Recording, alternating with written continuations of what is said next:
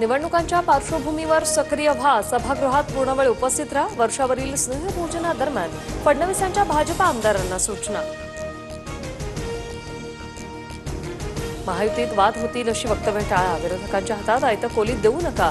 वादग्रस्त वक्तव्य करणाऱ्या भाजपा आमदारांना आणि मंत्र्यांना फडणवीसांच्या कानपेचक्या.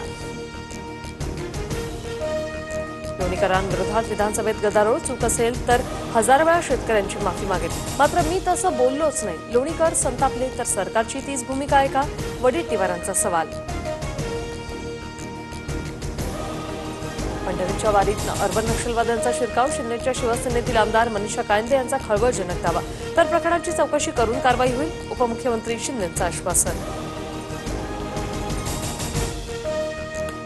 संविधानावर बोलणं अर्बन नक्षल असेल तर संपूर्ण देशाला जेलमध्ये टाकणार का?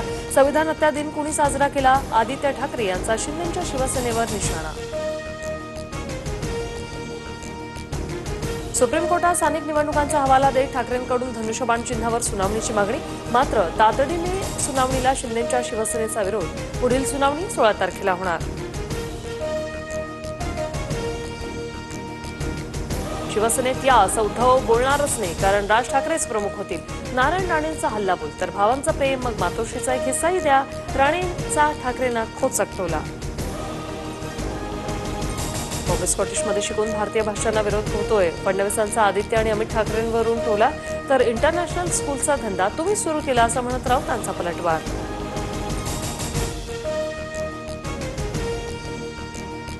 लहानपणी मुलं भाषा शिकू शकतात, हिंदीचा अनेक भाषांचा अभ्यासक्रमात समावेश असावा, अमृता फडणवीसांचं भाष्य.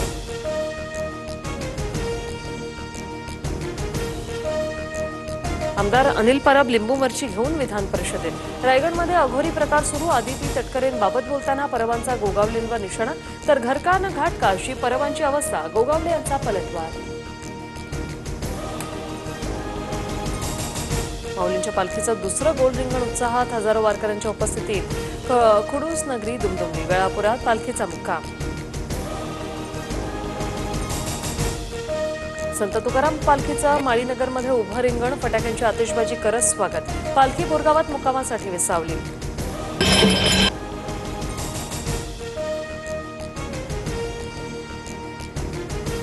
पाकिस्तानी सेलिब्रिटीचे सोशल मीडिया अकाउंट भारतात पुन्हा सुरू, न्यूज चॅनल्सवरही बंदी हटवली.